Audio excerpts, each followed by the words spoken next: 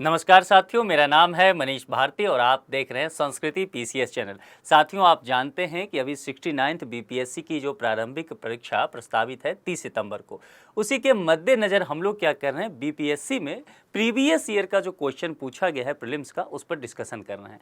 और आज हम 63वीं बीपीएससी प्रारंभिक परीक्षा में प्रीवियस ईयर का जो क्वेश्चन पूछा गया है उस पर बात करेंगे। देखिए, 63वीं बीपीएससी में राज्य व्यवस्था से संबंधित 7 प्रश्न पूछे गए थे।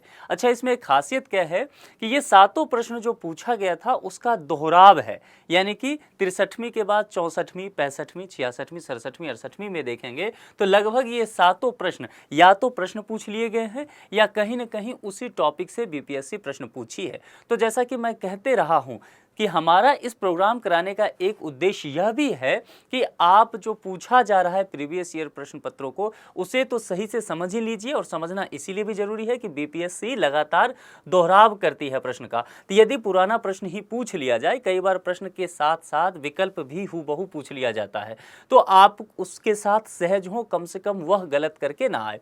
और यदि हम, जैसा कि मेरा सब्जेक्ट है भारतीय राज्य व्यवस्था, तो इस सेगमेंट से यदि कोई प्रश्न पूछा गया है तो आपसे कम से कम उम्मीद की जाती है कि यहाँ एक भी प्रश्न गलत ना हो। 100% आप यहाँ प्रश्न सही करके आए, ताकि प्रारंभिक परीक्षा में आपके चयन की जो उम्मीद है वह बढ़ जाएगी। तो चलिए, 63वीं बीपीएससी में जो प्रश्न पूछा गया है वहां चलते हैं। उससे पहले आपके लिए एक सूचना है, संस्कृति आईएएस बीपीएससी का फाउंडेशन कोर्स शुरू कर रही है। यह ऑनलाइन मोड में होगा और इसकी तारीख जो है 4 सितंबर से रखी गई है। समय है शाम के 7 बजे। यहाँ पर इसका फी जो है अभी डिस्काउंट के बाद मात्र 25,000 रखा गया है। यह भी जो एक साथ भुगतान नहीं कर सकते हैं उनके लिए संस्था ईएमआई की सुविधा भी देती है। कोर्स में शामिल क्या क्या है, तो 500 से अधिक घंटों की कक्षाएं होगी। जिस दिन से भी आप कोर्स देखना शुरू करेंगे उसके 1 साल बाद तक असीमित बार इसे आप देख सकते हैं। प्रतिदिन 2 कक्षा होगी। इसके अलावा नियमित क्लास टेस्ट होगा और जिस भी विषय का खंड का आपको पढ़ाई करा दिया जाएगा उसका प्रिंटेड नोट्स आपको दे दिया जाएगा, ताकि आप उसका रिवीजन आसानी से कर सके। यदि इस संबंध में कोई आपको विशेष जानकारी चाहिए तो संस्कृति आईएएस की वेबसाइट पे जाकर के आप वहां कॉल कर सकते हैं, विस्तृत जानकारी ले सकते हैं। अब हम सीधे चलते हैं अपने मुद्दे की तरफ। पहला प्रश्न क्या कहता है, देखिए, केंद्र सरकार में, तो केंद्र सरकार यहाँ एक कीवर्ड हो गया। केंद्र सरकार में उच्चतम नागरिक सेवा अधिकारी कौन है? यहाँ पर नागरिक सेवा अधिकारी की बात की गई है। यहाँ पर देखिए, भारत का महान्यायवादी, तो ये जो महान्यायवादी होते हैं यह क्या होते हैं, विधि अधिकारी होते हैं। ठीक है, मंत्रिमंडल सचिव, गृह सचिव, वित्त सचिव। तो यहाँ देखिए, मंत्रिमंडल सचिव हो गए, गृह सचिव और वित्त सचिव, ये तीनों ही नागरिक सेवा अधिकारी होते हैं। लेकिन यदि इनकी वरीयता क्रम को देखेंगे तो मंत्रिमंडल सचिव जो है, जिन्हें कि कैबिनेट सचिव भी कहा जाता है पॉपुलर शब्द में, तो ये हो जाएगा वरीयता के आधार पर सबसे उत्कृष्ट पद ये मान लिया जाता है केंद्र सरकार में। ठीक है, यहाँ पर ई विकल्प जो है इसमें कहता है उपर्युक्त में से कोई नहीं, लेकिन यहाँ एक सही है और उपर्युक्त में से एक से अधिक जैसा कोई मामला नहीं है, तो यह विकल्प तो नहीं ही होगा। वैसे भी बीपीएससी इस बार 4 विकल्प के साथ ही आ रही है।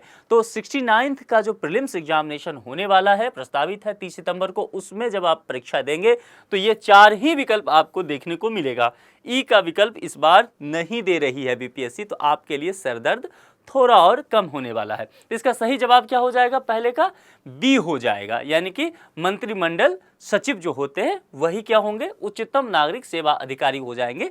केंद्र सरकार के संदर्भ में यह बात कही जा रही है। देखिए, केंद्र सरकार में उच्चतम नागरिक सेवा अधिकारी मंत्रिमंडल सचिव होते हैं।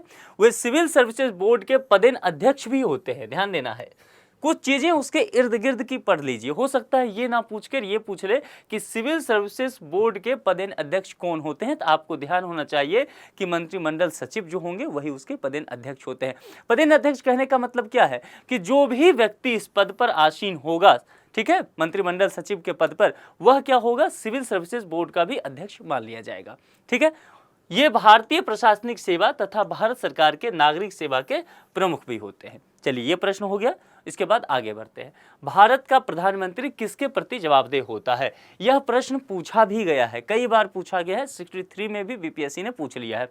अब यदि प्रधानमंत्री के संदर्भ में यहाँ बात की जा रही है कि प्रधानमंत्री जो होंगे किसके प्रति जवाबदेह होंगे, देखिए क्या मंत्रिमंडल के प्रति होंगे? नहीं, मंत्रिमंडल के वो प्रमुख होते हैं, राष्ट्रपति के लिए भी नहीं। यहाँ पर लोकसभा कहा गया है, तो ध्यान देना है, प्रधानमंत्री जो होते हैं वह लोकसभा के प्रति जवाबदेह हुआ करते हैं, राज्यसभा भी नहीं होगा और यह विकल्प भी नहीं होगा। तो इसका सही जवाब 2 का क्या हो जाएगा? सी हो जाएगा। इसकी व्याख्या को थोड़ा और विस्तार से बता देता हूं। भारतीय संविधान का अनुच्छेद 75(3) के अनुसार क्या कहा गया है कि मंत्रिपरिषद जो है वह सामूहिक रूप से किसके प्रति जवाबदेह होगी? तो लोकसभा के प्रति। अब चूंकि प्रधानमंत्री क्या है? मंत्रिपरिषद के प्रमुख हैं, और मंत्रिपरिषद यदि लोकसभा के प्रति सामूहिक रूप से जवाबदेही होती है तो जाहिर सी बात है, रीजनिंग लगाइए, प्रधानमंत्री उसके प्रमुख हो गए तो प्रधानमंत्री भी क्या हो जाएंगे? लोकसभा के प्रति जवाबदेह होंगे। मामला समझ में आ गया? ये अनुच्छेद आपको याद कर लेना है, अनुच्छेद 75(3). वैसे भी मैं आपको बताता रहा हूं कि बीपीएससी का फेवरेट जोन है आर्टिकल, तो संविधान के जो प्रमुख अनुच्छेद हैं आप उसको तैयार कर लीजिए। अभी भी 1 महीने का समय है, अच्छे से रिवीजन कर लीजिए ताकि यहाँ पर आपसे कोई चूक ना हो जाए। यहाँ पर तीसरे प्रश्न को ध्यान से देखना पड़ेगा। तीसरे प्रश्न में कुछ फॉल्ट है, उसकी बात करते हैं। आप देखिए कि क्या फॉल्ट है। सबसे पहले यह भी समझना है, राज्य स्तरीय एग्जाम में क्या होता है, कई बार प्रश्न में कुछ खामियां होती है। एक चीज मैं आपको और बताया था, यदि हिंदी में कोई प्रश्न आप देखें कुछ भी खामी हो तो आपको क्या करना है, इंग्लिश लैंग्वेज में भी प्रश्न रहता है, वहीं पे रहता है। जैसे हिंदी में यहाँ दिया गया है, इस तरफ इंग्लिश में होगा, तो आपको क्या करना है, तुरंत इंग्लिश में देखना है, क्योंकि आयोग यह कहती है कि यदि प्रश्न में कोई भी त्रुटि है तो उसे सही किस आधार पे माना जाएगा? अंग्रेजी भाषा के आधार पे माना जाएगा। आप आयोग से ये सवाल नहीं कर सकते हैं कि जनाब यहाँ प्रश्न में कुछ गलती है हिंदी वाले में, हमें उसका मार्क्स दीजिए। आयोग तुरंत आपको नोटिफिकेशन दिखाएगी और कहेगी कि आपसे ये बता दिया गया था कि आप अंग्रेजी भाषा को ही आखिरी सत्य मान के चलिए। ठीक है, तो यहां पर जब भी प्रश्न में कुछ भी कंफ्यूजन हो, दिक्कत हो, तुरंत यहां पर बिना शर्माए हुए, लजाए हुए इंग्लिश देख लीजिए, और इतनी इंग्लिश आपको आती है, इसलिए कोई दिक्कत नहीं है। देखिए, संसद सदस्य बनने हेतु न्यूनतम उम्र क्या है ना? मिनिमम एज की बात की गई है संसद सदस्य बनने की अर्हता को लेकर के। अब यहां पर देखिए, संसद सदस्य कहा गया है। संसद मैंने बताया था कि एक बार संसद में कौन कौन होते हैं? राष्ट्रपति, उसके बाद लोकसभा और यहां पर राज्यसभा, ये 3 इसका अभिन्न अंग होता है ना? राष्ट्रपति का यहां मामला नहीं है, ये 2 सदन है, इसकी बात हम कर रहे हैं। राज्यसभा वरिष्ठों का सदन हो गया, और लोकसभा में प्रत्यक्ष रूप से चुन करके प्रतिनिधि आते हैं, नागरिकों के द्वारा चुना जाता है। अब यहां पर देखिए, बात सीधा कह दिया गया संसद सदस्य बनने की न्यूनतम एज।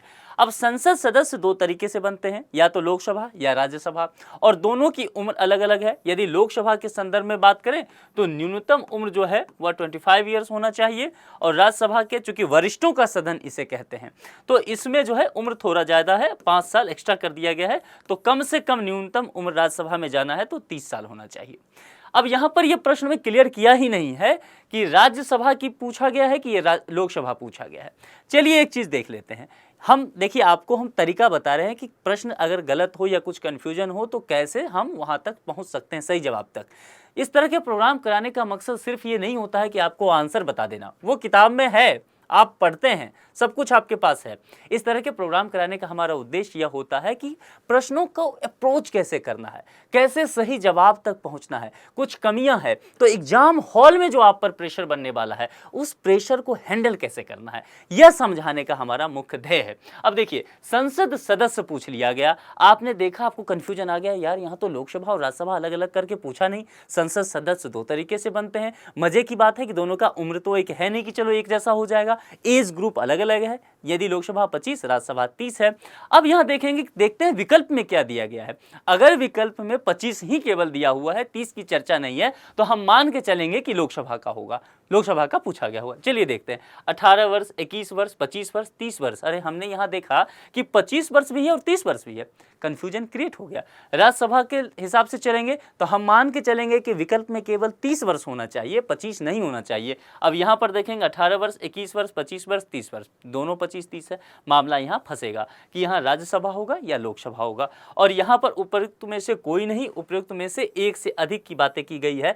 लेकिन ध्यान देना है, आयोग जो है बीपीएससी यह मान के चली है कि इस प्रश्न का सही जवाब जो तीसरा का होगा वह सी होगा, 25 वर्ष। क्योंकि जब संसद सदस्य बनने की न्यूनतम उम्र की बात की गई है तो संसद सदस्य बनते हुए आयोग का मानना है कि एक ख्याल आता है कि लोकसभा के प्रति बात की गई है, तो लोकसभा को माना गया है यहाँ पर। इसीलिए इस विकल्प का सही जवाब सी है, 25 वर्ष लोकसभा सदस्य की यहाँ पर बातें की गई है, ऐसा आयोग मानती है। आपको ध्यान देना है, यदि कोई गलती हो, जैसा मैंने कहा कि कंफ्यूजन इस प्रश्न में है, तुरंत इंग्लिश लैंग्वेज पे जाके देखिएगा कि क्या कहा गया है। और फिर यदि इंग्लिश लैंग्वेज में भी कोई परेशानी हो तो मैं आपको एकदम समझा देता हूं, बता दे रहा हूं कि आप इंग्लिश भाषा के आधार पे ही उस प्रश्न का समाधान कीजिएगा। क्योंकि बाद में आयोग में कोई परेशानी होगी, बाद में आयोग उस प्रश्न को लेकर के फिर से विचार विमर्श करेगी तो इंग्लिश भाषा के आधार पे करेगी, ठीक है। यदि इंग्लिश में वो प्रश्न गलत हो गया तो उसका मार्क्स आपको बाद में मिल जाएगा। इसीलिए यहाँ पर बिल्कुल भी कंफ्यूजन नहीं होना है।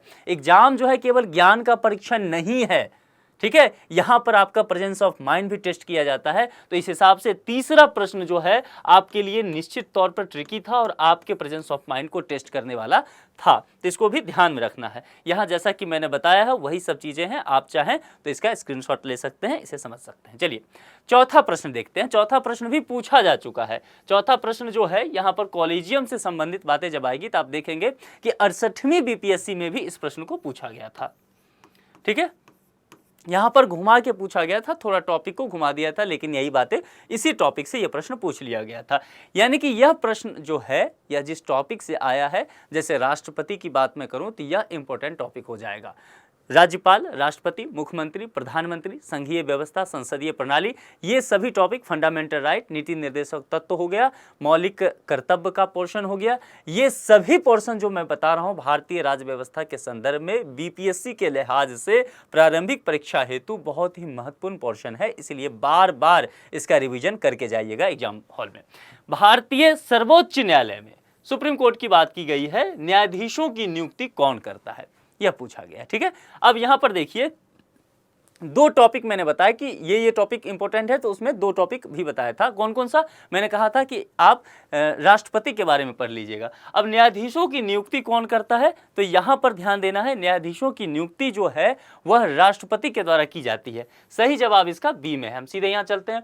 यानी कि देखिए टॉपिक एक अगर राष्ट्रपति आपको पता है तभी इस प्रश्न को आप समझ पाएंगे, तो राष्ट्रपति का टॉपिक इंपॉर्टेंट हो गया। सुप्रीम कोर्ट, जैसा मैंने न्याय प्रणाली कहा, तो न्याय प्रणाली जो है सुप्रीम कोर्ट इंपॉर्टेंट टॉपिक है। इस प्रश्न में राष्ट्रपति और सुप्रीम कोर्ट दोनों ही को आपको सही से समझ आना चाहिए, तभी इस प्रश्न का आप समाधान कर पाएंगे। देखिए भारतीय सर्वोच्च न्यायालय में न्यायाधीशों की नियुक्ति कौन करता है? प्रधानमंत्री, राष्ट्रपति, भारत का मुख्य न्यायाधीश, लोकपाल, या जो ई वाला ऑप्शन होता है कि कोई नहीं या एक से अधिक। तो यहां समझना है कि यह राष्ट्रपति के द्वारा नियुक्ति की जाती है। यहां पर न्यायाधीशों की नियुक्ति का जब प्रश्न आता है तब इसकी थोड़ी व्याख्या देखते हैं कि प्रोसेस ये होता कैसे है। क्योंकि देखिए जब न्यायाधीशों की नियुक्ति की बात आती है तो इसके लिए कोई आयोग नहीं है। जैसे आप अधिकारी बनेंगे तो बीपीएससी एक आयोग है, यूपीएससी एक आयोग है, लेकिन हमारे यहाँ न्यायाधीशों की नियुक्ति के लिए कोई आयोग नहीं है। एनजेएसी लाया गया था सरकार के द्वारा, लेकिन यहां पर सुप्रीम कोर्ट ने इसे बेसिक स्ट्रक्चर के साथ छेड़छाड़ माना था।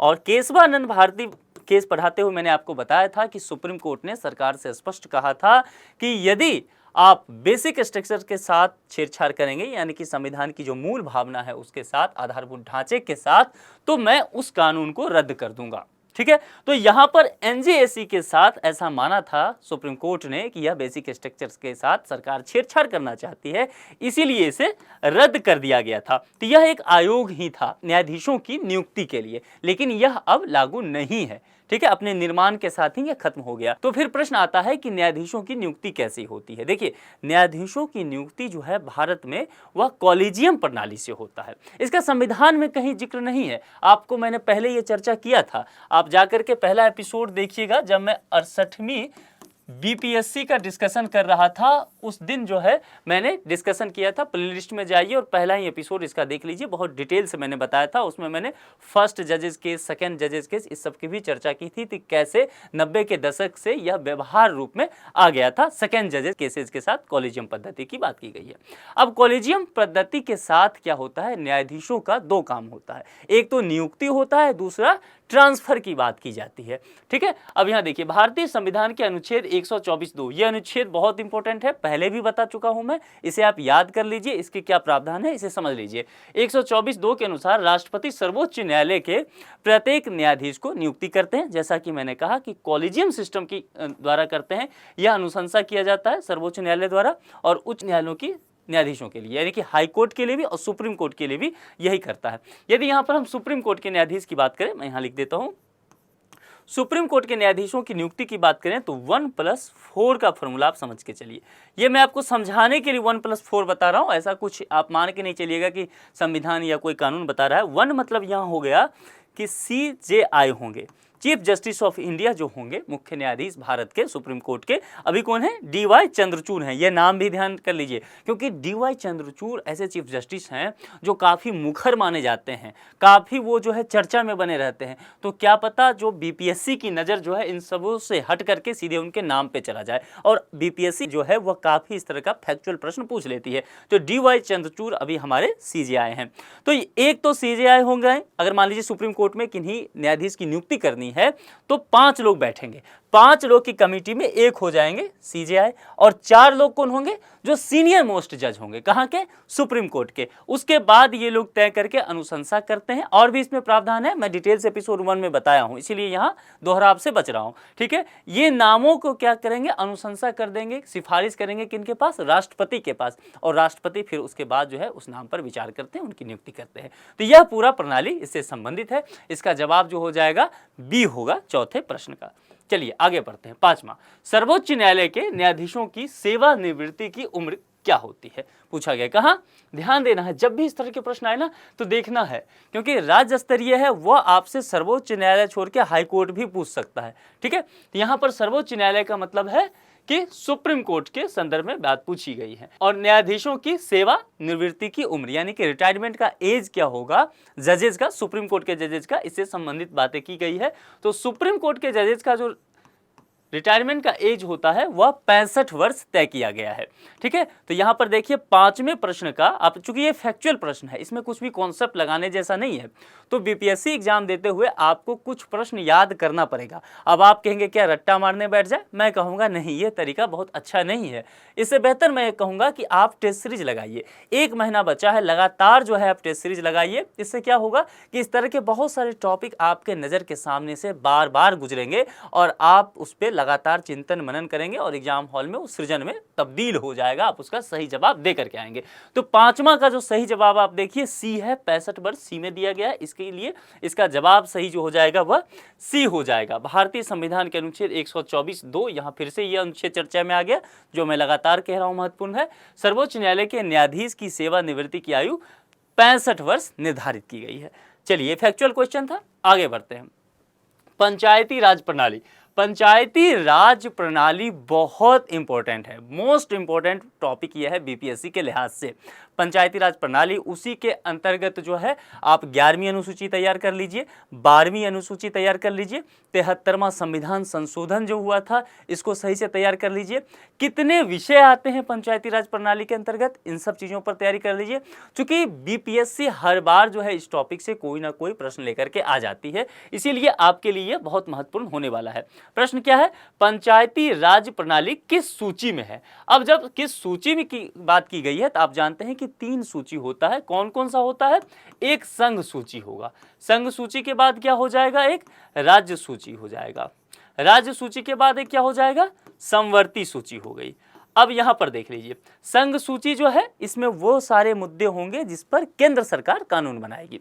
राज्य सूची में हो जाएगा कि इसमें वो सारे मुद्दे होंगे जिस पर राज्य सरकार जो है कानून बनाने का अधिकार, शक्ति उसको दिया गया है संविधान के तहत। और समवर्ती सूची ऐसे विषय हो सकते हैं जिस पर केंद्र और राज्य दोनों को यह अधिकार दिया गया है कि आप उस पर कानून बना सकते हैं। उदाहरण के लिए देख लेते हैं, जैसे रक्षा, रक्षा से संबंधित मामला है, इस पर क्या बिहार राज्य कानून बनाती है, क्या उत्तर प्रदेश कानून बनाती है? नहीं, भारत सरकार कानून बनाती है। ठीक है, इसीलिए यह संघ सूची का विषय दिया गया है। क्या बिहार के कोई रक्षा मंत्री हैं, कभी पढ़ा आपने? उत्तर प्रदेश के रक्षा मंत्री पढ़ा है? नहीं। गृह मंत्री आपने जरूर पढ़ा होगा, क्योंकि वो आंतरिक सुरक्षा से महत्वपूर्ण मुद्दा है। तो जब आप पढ़ते हैं ना, तो ऐसे समझ के पढ़ा कीजिए, वो आपके लिए ज्यादा महत्वपूर्ण होगा। राज्य सूची की जब बात करेंगे तो ऐसे मुद्दे हो जाएंगे केवल कि राज्य वहां पर काम करेगी, जैसे कि पंचायती राज ही ले लीजिए उदाहरण के तौर पर। समवर्ती सूची क्या हो सकता है? समवर्ती सूची में जन कल्याण की अवधारणा की जो बात की गई है ना, वह जैसे कि शिक्षा हो गया, स्वास्थ्य हो गया, ये सब जो है वह समवर्ती सूची का विषय है। राज्य और केंद्र दोनों ही उस पर अपने अपने तरीके से कानून बनाते हैं। तो यह मामला समझ में आ गया। यहाँ देखिए कि पंचायती राज्य प्रणाली किस सूची में है, यह बात की गई है। और जब हम पंचायती राज्य की सूची में है, जैसा कि मैंने कहा था कि यह राज्य सूची का विषय होगा, इसीलिए विकल्प जो है बी दिया गया है, राज्य सूची। तो छठे का जवाब क्या हो जाएगा? बी, राज्य सूची की यहां पर बात की गई। भारतीय संविधान की 7वीं अनुसूची में 3 सूचियों की बात की गई है, जैसा कि मैंने बताया था कि संघ सूची, राज्य सूची और समवर्ती सूची की बात की गई है। ठीक है, और पंचायती राज प्रणाली जो है राज्य सूची का है, और यह राज्य सूची के प्रविष्ट 5 का विषय है। अब यहाँ प्रविष्ट 5 इसीलिए मैंने डाल दिया कि बीपीएससी का कोई ठीक ना है कि सब कुछ छोड़ के यही पूछ ले, तो आप क्यों खतरों के खिलाड़ी बनेंगे कि चलो ये नहीं पढ़ के जाते हैं, नहीं ही आएगा। ऐसा नहीं करके जाना है, प्रश्न आ गया तो आपके लिए दुश्वारियां हो जाएगी, तो आप इसको भी ध्यान में रख लीजिए। प्रविष्ट 5 की बात की गई है। ठीक है, आगे चलते हैं। अब ये 7वां प्रश्न है, और 7वां प्रश्न जो है 63वीं बीपीएससी का राज्य व्यवस्था खंड से संबंधित आखिरी प्रश्न भी है।